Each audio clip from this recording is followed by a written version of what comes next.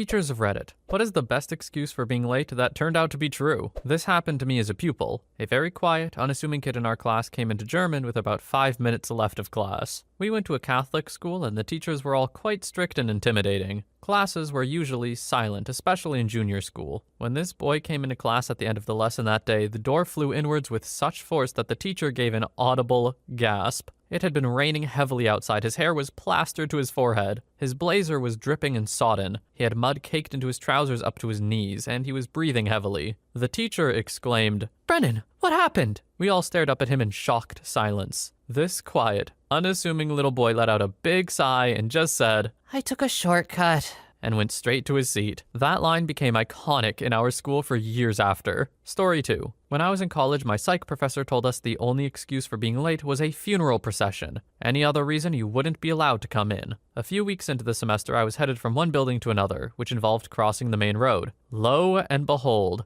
there was one very long funeral procession going by. I got a short video of it as proof and then stood on the sidewalk to let it go by. Unfortunately, the procession made me late to class. I knocked on the door and the professor came over to start to tell me off. I showed her the video. "Well, I'll be damned. Come on in." Story 3. I'm an English professor, and one year a pretty good student showed up without one of his 2 major term papers. He explained that his safe had been stolen by a contractor who was working on their house. His laptop was in the safe, and that's where the paper was. I genuinely believe him because he's been a really good student. Then, over the next few weeks, he started to show up to class looking very tired. He said that he was on a hunt for the person who stole his safe, and was spending late nights with his cousin driving around looking for the guy because they knew his van. Now, the student and his cousin were both recently back from tours in Iraq and had seen combat experience. They wanted to find the guy to beat the crap out of him and get the safe back, because his wife's wedding ring was in the safe as well as a bunch of cash. He rewrote the paper and turned it in, apologetic it wasn't up to his usual standards, but he still kept coming to class looking like he hadn't slept. After a while, he came very happy to my office hours. He reported that he found the guy after a long search that involved breaking into a drug den, shaking people down with baseball bats, and even bribing some escorts. He said that they found the guy's van at a Taco Bell after getting a tip from an escort. They cornered him and waited for the police to come. I read in the news that he had in fact done a citizen's arrest and stopped the guy at Taco Bell, and that they ended up calling in the Secret Service because he used cash that he stole from the safe to buy a bunch of counterfeiting equipment. Secret Service apparently investigates counterfeiting, so the whole investigation happened because this guy, who I dub the White Shaft, tracked the scumbag down through the bad side of town late at night to get a wedding ring, some cash, and his research paper back. It all turned out to be true. He got the ring and the laptop back. I gladly accepted his original paper, and it got a much higher grade than the rewrite. Oh, talk about stealing from the wrong people. 99% of the population would have been like, ah, that sucks. Not these guys. Wrong house, buddy. Story 4.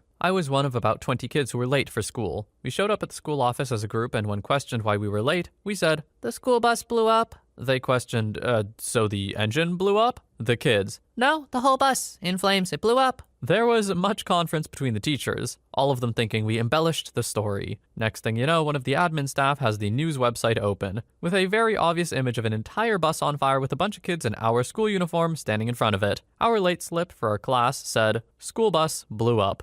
Well, that's horrifying. I can imagine the parents were like a little suspect about letting your kids on the bus after that. Story 5. After 9/11, my small town high school received bomb threats every week for 2 months, and they decided to make us attend school on a Saturday. Myself and about 5 others showed up for our classes, and every teacher said something like, "I can't wait for the excuses on Monday." Most of the excuses were something along the lines of family plans or whatnot, but one kid was made to read his dad's note aloud to the class because our first period teacher thought it was hilarious. In the most down south accent you can imagine, it went something like this. "My son ain't too smart, but he knows you ain't supposed to be punished for someone else being an idiot. Bought him a 6-pack so he was drunk. Y'all can screw off." I wish we had smartphones to record back then so I could share it. Story 6. Not school, but I got robbed at gunpoint and my car stolen the previous night, and was talking to cops/detectives until the early hours of the morning. But being the dedicated corporate slave I am, I showed up to work the next day, albeit an hour late or so. Even in public accounting they understood and even said, "You know, this is clearly an appropriate reason to not come into work, right?" Looking back, I probably should have taken the day off. If anything, this made my coworkers think I'm some crazy person for just brushing it all off as no big deal and coming into work. Story 7. Obligatory not a teacher, but I'm an admin at a music school. I had a mom frantically call me and let me know her daughter would probably be late or miss their guitar lesson in a couple hours because she couldn't find the kid.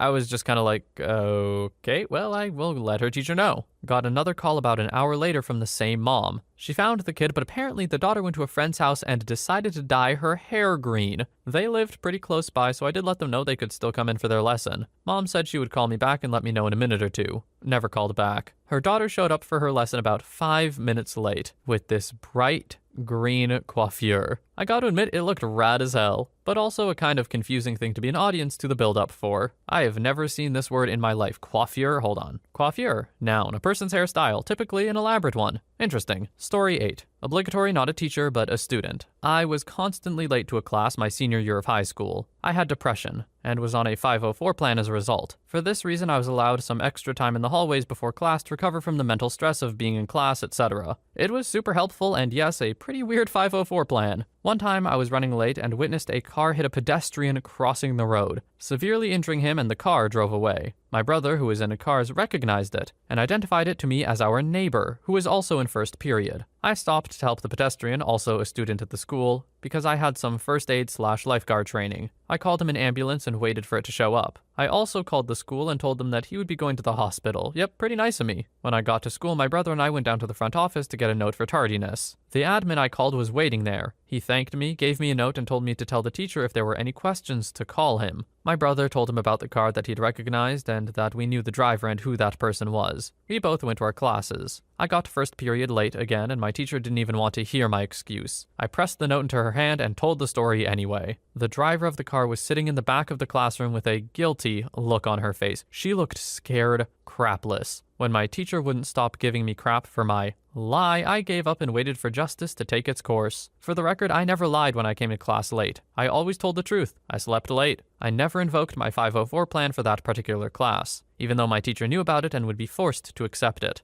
Halfway through class, the administrator entered with the school resource officer and informed my teacher that the student needed to come with him right now for a hit and run. He saw that I was sitting there and thanked me again for my help and for putting another person's needs above my own. Man, it was nice to help that kid, but it was really nice to see my teacher's face go from disgusted at the driver to shocked and disgusted when she realized my story was true. Isn't it kind of wild that the teacher would not believe OP here? Like, it's just a wild story that can be checked for validity. Why would you think they're lying? I don't know, it's weird. Teachers can be so untrusting. Story 9. My auto teacher let me practice removing and adding the tires on his vehicle. The next morning, it was about 20 minutes into first period and no sign of him. He comes running into the classroom out of breath and his hair is all messed up. He points at me and says, "You, what is the torque wrench used for?" I respond with, I don't know. He says, "I know you don't know." Turns out, one of his tires came off while driving down the highway. Well, he probably should have checked them if he had a student fiddling around with them, so that's partly on him. On the other hand, OP,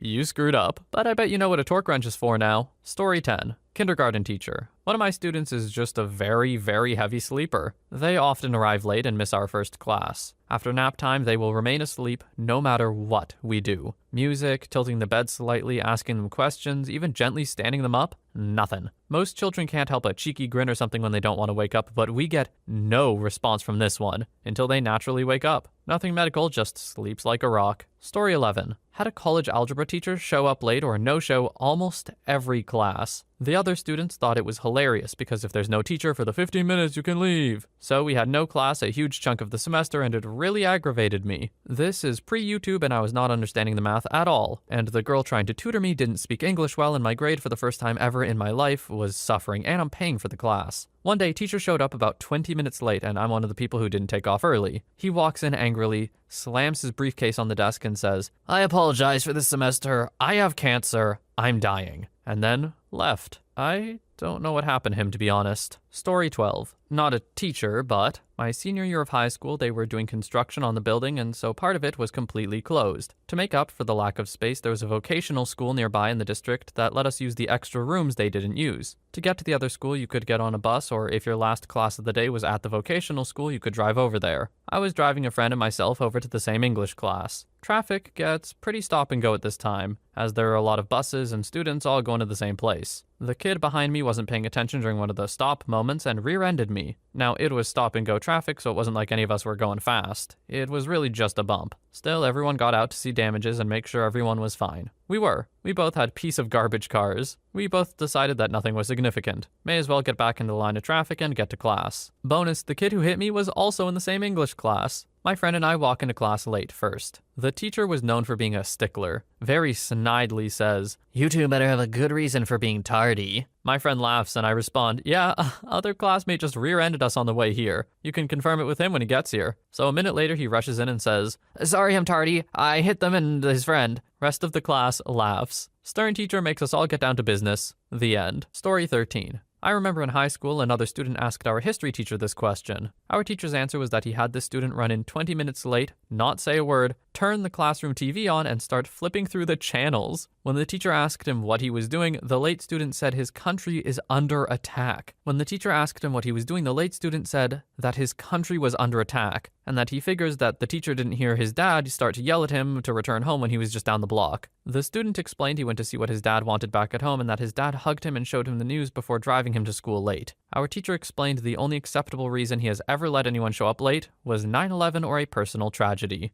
Okay, but it's high school though. It's not that serious. People can be late to classes. With some consequences, sure, but you don't need to be so, strict on it, in my opinion. Story 14. Late and also not a teacher. But I was working as a trainer in a call center in South Africa a few years ago, when none of my trainees showed up at our 9 a.m. start time. One of the guys in the group called me at about 9:15 and informed me they were all on the same train, which had been hijacked. Literally, armed men had boarded the train, taken control of it, and were robbing everyone. This guy was so apologetic, telling me they were getting there as soon as they could and sorry for delaying my training, etc. They were still only 15 minutes late, and during all my time over there, that was the most South African thing I had ever seen. Story 15. Not a teacher, but a true story I don't think was believed. So I'm walking to uni after parking my car about a kilometer away from campus with a no parking meter. On one of the windiest days I've experienced, I'm walking across an overpass, and one of my headphone earbuds falls out. As I reach up to grab the earbud and place it back into my ear, a heavy gust of wind makes me essentially slap myself, knocking my glasses off, and they fly over the barrier onto the road. As I stagger for a moment, I can't find them. Then I notice they're on the road about half a second before a semi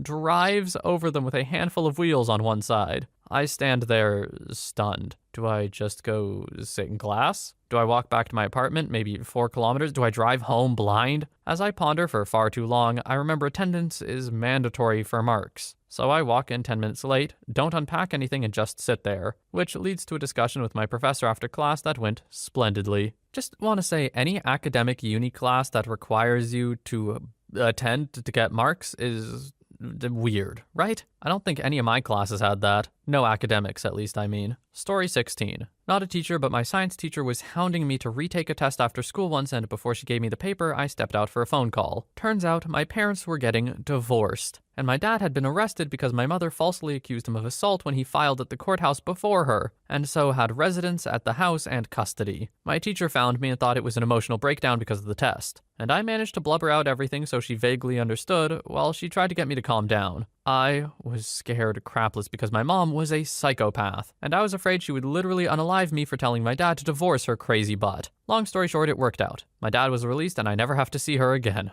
Whew. Story 17. I was the student. My senior year in high school, I dual enrolled at the local college taking some night classes. So I only had 2 classes at the high school that year. Unfortunately, the way the schedule worked, I had to go to first period and last period, with the middle of the day off. Usually I would drive to the nearby wilderness area and go hiking by a river. On this particular day, there was an old van in the parking lot at the trailhead. I parked right next to it and got out of my car. As I walked past the van, I noticed there was a man inside. We made eye contact and I smiled and waved, but then noticed that dude was fully naked and pleasuring himself. I freaked out, but instead of getting back into my car and peeling out like a not panicking person might do, I ran away from the parking area, straight through the river about 2 to 3 feet deep, 20 feet across, and crouched in the bushes where I could see the parking lot. I was sure this dude was going to chase after me, assault me, and murder me, and no one would know because it was 1 p.m. on Tuesday in the frickin' wilderness. When he didn't chase after me, I was still terrified he'd be waiting at my car for me, so I wasn't going back until I either saw him leave or another car pulled up. It was 2000, so I didn't have a cell phone, and I waited over an hour hour for another car to show up. When it did, I emerged, ran back through the river, crawled into my car from the passenger side because the driver's side was next to the van, and sped the hell away. I was 20 minutes late getting to Spanish class, but I thought my teacher would understand given that I was soaking wet up to my waist and clearly something had gone down. But she wouldn't let me join the class until I explained my tardiness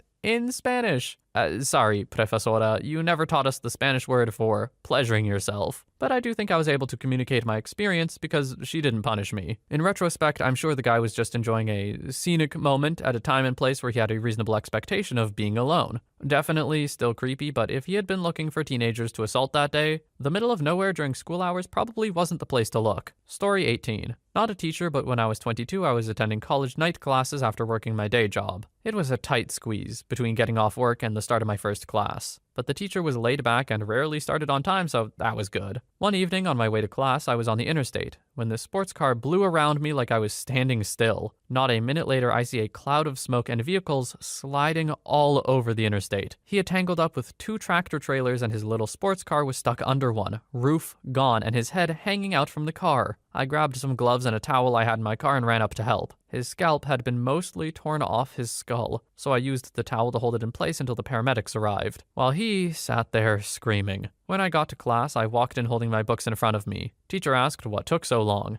as I was about half an hour later than normal. I told him that traffic was bad and he made a joke about how traffic was hellish that night, as I took my seat and put my books down. Everyone was instantly silent. Unbeknownst to me, my shirt was covered in blood. Needless to say, I was excused so I could go clean up and change. How do you not notice your shirt covered in blood? Like, I understand in the moment, there's a lot going on, adrenaline's high, but you're like on the way to class and you have a moment to check yourself before you, I don't know, step out of the car or something. Maybe OP just didn't think about it, fair enough. Story 19. I teach a college freshman paper writing class. Over the course of the semester, we have 2 workshop sessions where students bring in their drafts and critique each other's drafts. Each one counts for 5% of the grade, and missing it unexcused means forfeiting that 5%. An excused absence makes the other workshop session worth 10%. Anyway, during the first workshop session, there was a student who I did not expect to be absent at all, but 60 minutes into the class still hadn't shown up. Class is 90 minutes long. Normally, I wouldn't allow someone to come in that late, especially to a workshop session. However, he had the best excuse. He hands me this letter from a doctor at the PE department. Turns out he had judo for PE that morning. He paired up with a more experienced partner who flipped him upside down. He landed on his head, I think. Under symptoms, the note read that he had temporary memory loss and a possible concussion. Under recommendations, it said that he should go home. I asked him, why didn't he go home? He said that he didn't want to deal with the complications of missing workshop. I should note that my class was on the 5th floor of a building with no elevator and high ceilings, so he had already gone up 4 flights of stairs. I didn't want to waste his efforts, so I let him push through. He mentioned he couldn't remember where he put his pen, needed to write comments on classmates' drafts. So I barked at one of his poor classmates to lend him one. Afterwards, I went to our faculty room and told them about it. They all called BS. Then,